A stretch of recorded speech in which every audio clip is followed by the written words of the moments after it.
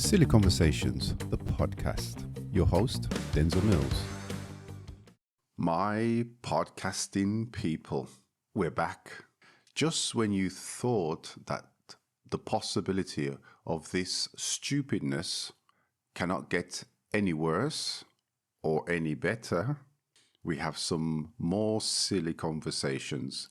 Just me this time, but just some ramblings.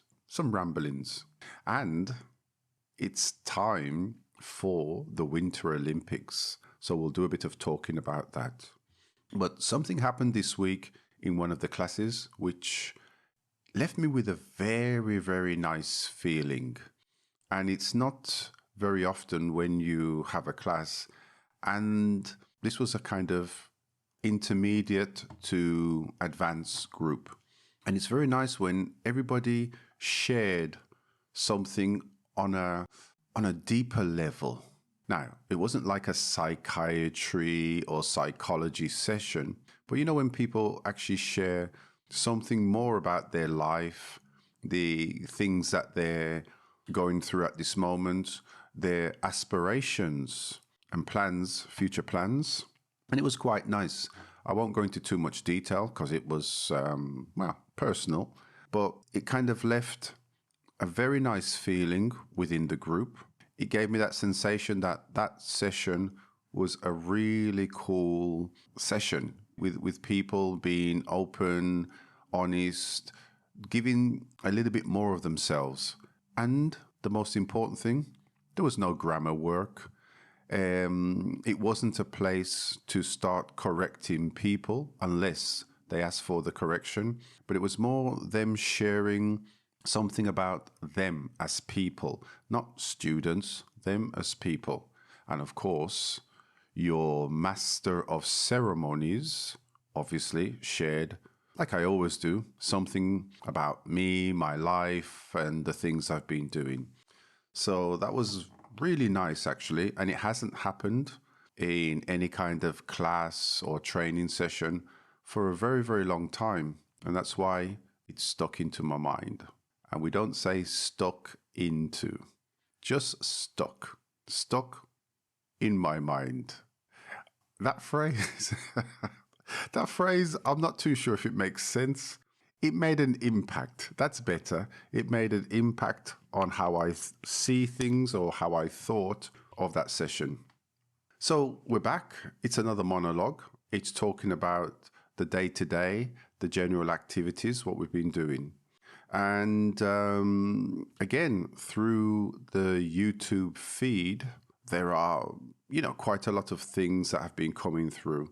Nothing of any specific interest. I remember I told you last time about this guy, Adam, who does Ingvid.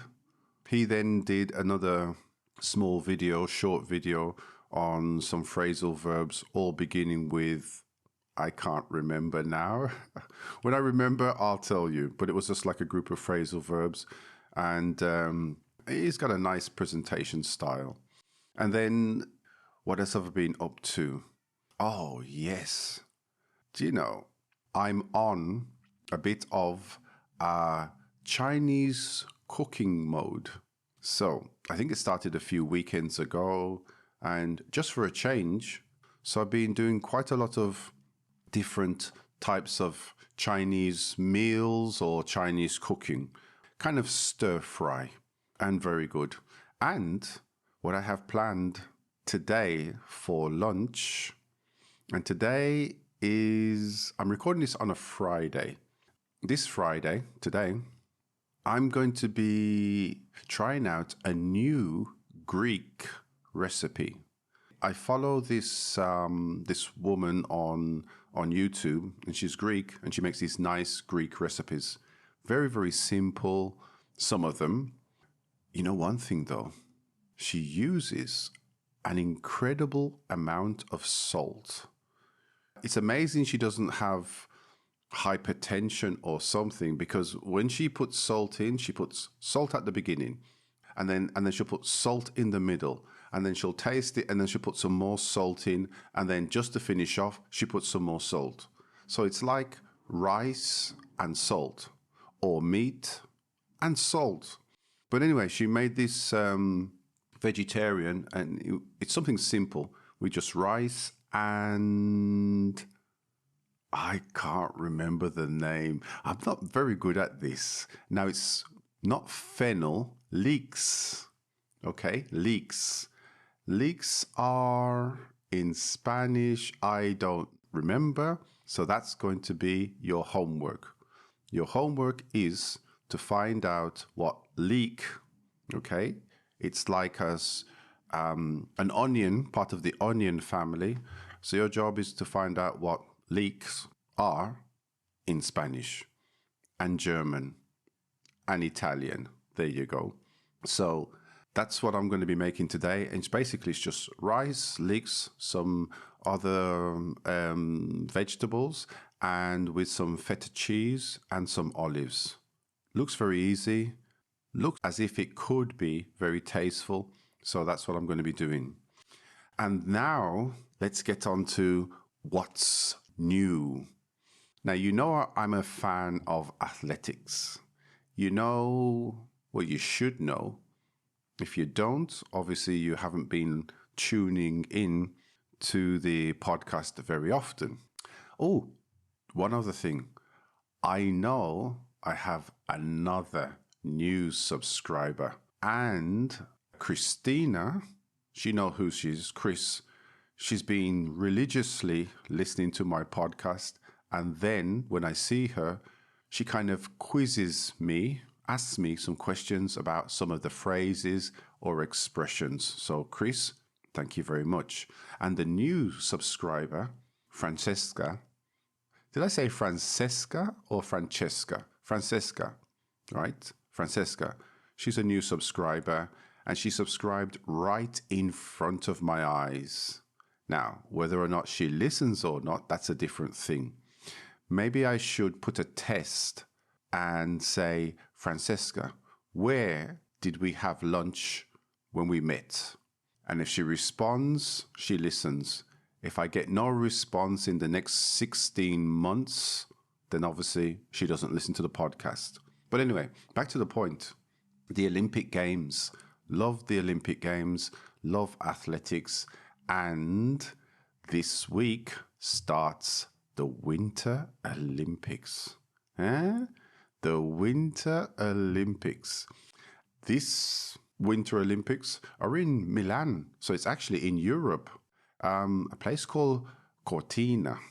I'm looking at the name. It's Cortina de Ambezio. Cortina de Ambezio. I'm not Italian, but anyway, Milan, Cortina.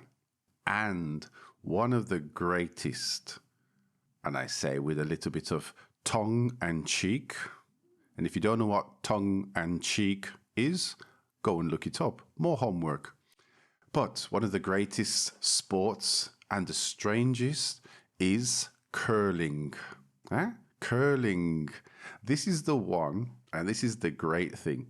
This is the one where they have that big round stone. It's the best way to describe it. This big round stone, and they kind of throw it or roll it down the ice. And then the best bit, there are two people with a broom, and it's a broom. I don't know if it's a special broom, but it's a broom. There's two people with a broom, and then they kind of move the broom very, very fast. So this big stone slides easier and slower to a particular point. And that's what they do.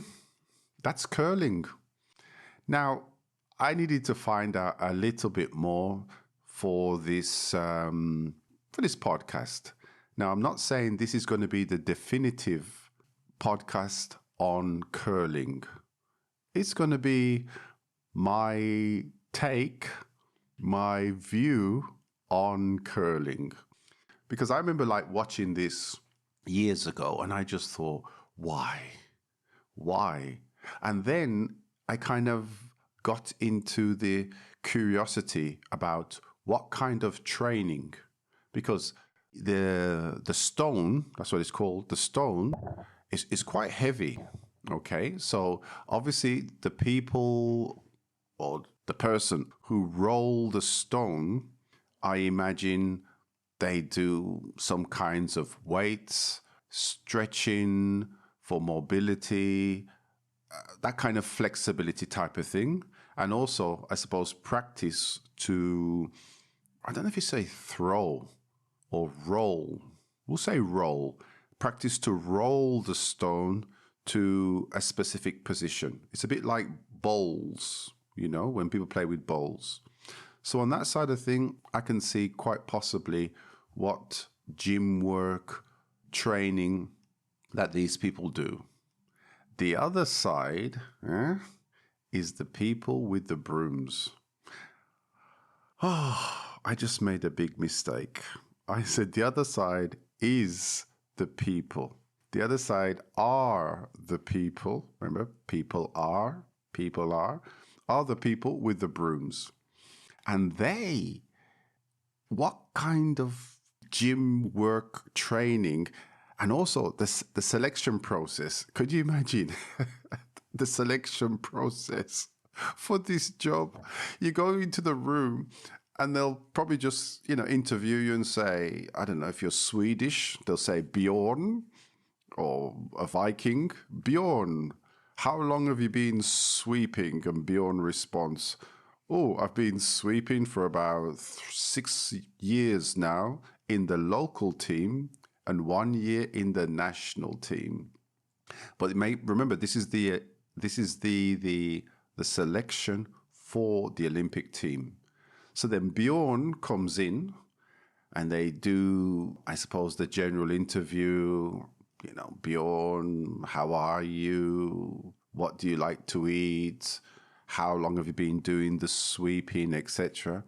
And then just imagine the interview then goes to Bjorn. Go to the corner, take the broom, take the broom, and there's maybe like 5 meters of shiny surface or ice, and then they ask Bjorn to move the broom backwards and forwards to see the action, to see how well Bjorn moves. So this was, sorry, I'll compose myself. So they'll ask Bjorn to move the broom backwards and forwards, and then obviously he'll be interviewed on his technique of moving the broom backwards and forwards. And obviously, I suppose there's a certain style that's needed. And then maybe they even measure or check the polish or the finish on that piece of ice that Bjorn was practicing on. I mean, that must be one of the best interview processes ever.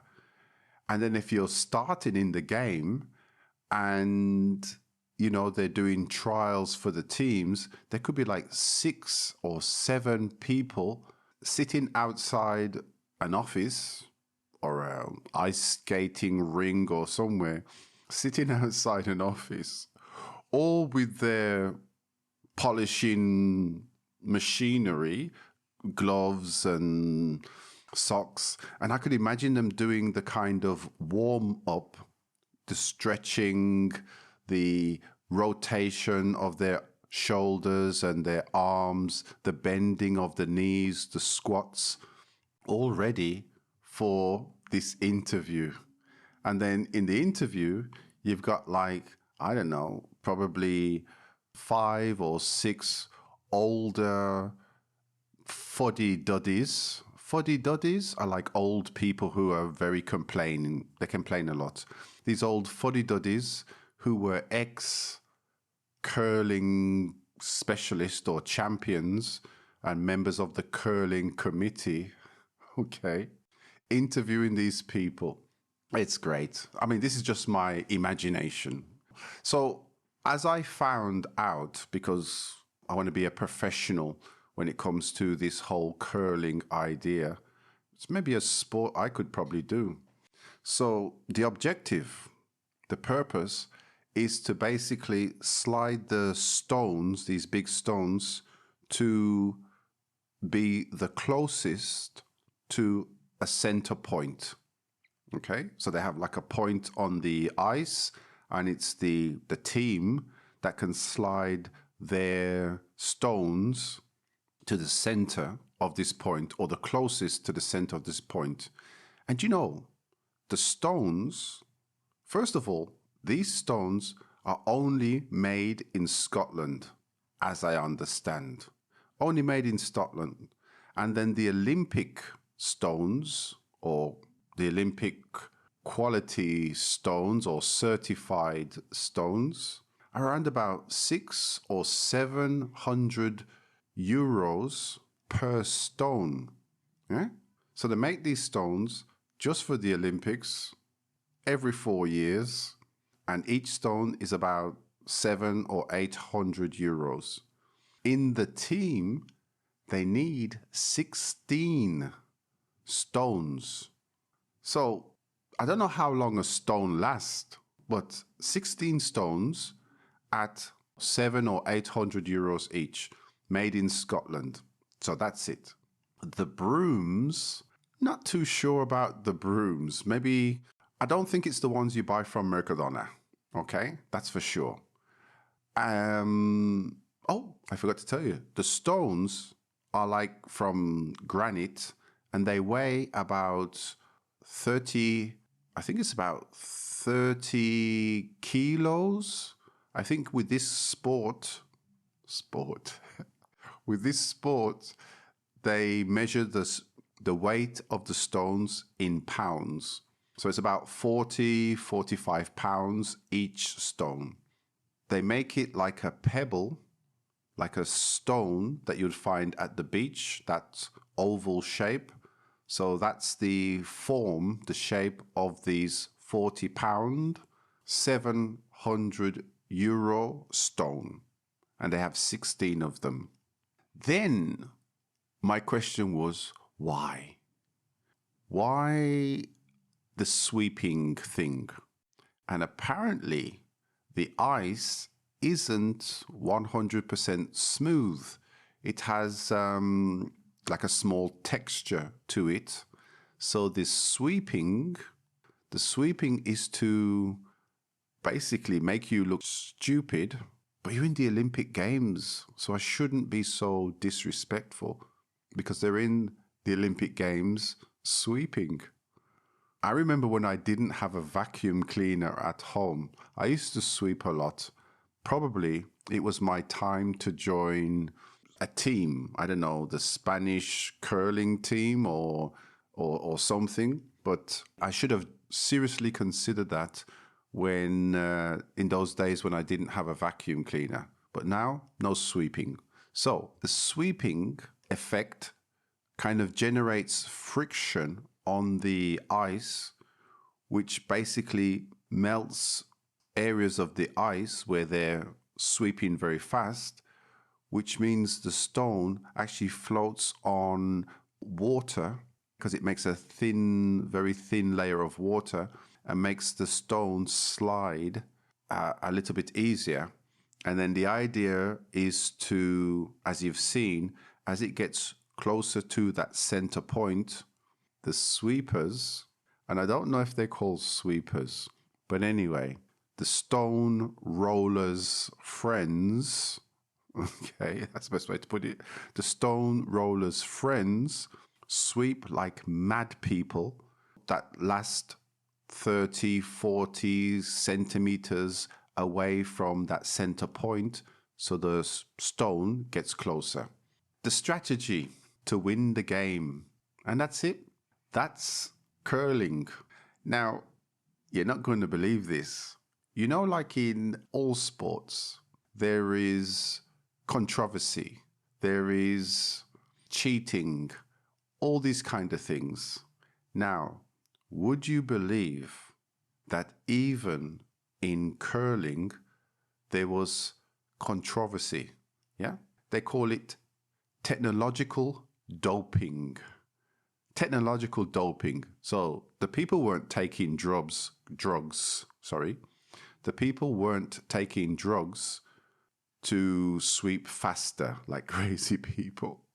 No, they used more technology on the brushes that they were using to sweep. And it was called Brushgate. Yeah, Brushgate. And it was during the season of 2015, 2016, where the new technology for the head of the brush and new sweeping techniques. I can't believe I'm saying this. And new sweeping techniques altered. And when you read some things, they say dramatically altered. Imagine, dramatically altered how people played the game. And it was a big controversy, big investigation. And I think it actually changed the game, curling. It actually changed the game. And then I thought, well, where did this all start? And it all actually started in Scotland. I don't know what they were doing in Scotland to invent curling, but it started, I don't know, I think it was even in the 18 or 1900s when this sport started. And world champions, I'm not too sure who are the world champions at the moment, but the Olympics are up. Curling has already started. I encourage you to find some time to watch the curling and specifically the people doing the brushing, because I suppose the person who throws or rolls the stone, that's the key person. And the ones who are in the second position and they don't get much recognition, the brushers, Bjorn and Helga, I suppose, they don't get much recognition. So watch the sport, enjoy it, and become a fan, an aficionado. There you go, aficionado of curling, because it's one of the interesting, no, it's one of the great Winter Olympic sports. I'm going to finish at this point because I can't believe I'm doing a podcast around curling. Curling. If you're told it's curling. Anyway, I can't believe this. But if I have time and I can catch some other activities on the Winter Olympics, believe me, I will give you my version of a summary of the Winter Olympics. It's looking good. My friends, the people who are listening to this podcast as regular listeners, thank you very much. New people who have stumbled on this podcast and wondering, really, what is this about? Stay. In 2 years, you might find some content that really attracts you. My friends, podcasting people, curling fans around the world, podcasting people, I need to rectify something because yesterday I saw my first curling match on TV, and it was Italy, the host nation, against the Norwegians. And believe me, when they talked about this Broomgate and the controversy about how the game has changed, yesterday I saw what they were talking about. It really was something really cool and really incredible. It's amazing how maybe some of the newer countries, like the host nation Italy, beat an established company like Norway. Now, the Norway people, Bjorn and Olga, that wasn't their names, but anyway, Bjorn and Olga really looked like curling people. You know, a bit bland, bland. That's it. They were just bland. But then the Italians, my God, this was mixed couples. Okay, so you had Bjorn and Olga, and probably Pedro e Georgina. And I'm telling you, Pedro and Georgina, they looked the part. They looked really cool. Georgina looked like these women athletes with nails and everything, and Pedro just looked quite good. The other thing is the shoes. The shoes they wear, my God, they're like, I mean, they're not Gucci and they're not Jimmy Choo's. They're not even Clark's, but they have some weird looking, unfashionable, healthy type ice skating shoes. And you can change the sole, la suela, you can change the sole. So they then slide down the ice doing the broom thing. People, you really have to watch curling. And then the audience, it's like it's like one of these big competitions, like a football match. Everybody was going nuts. Obviously, I got a bit excited. So this was an addition and a correction because really, I think curling is the sport. My name's Denzle. This is Curling Conversations. The voices and the names have been changed in this podcast to protect the wicked. For any grammar, information, or correction, please ask someone else, not me.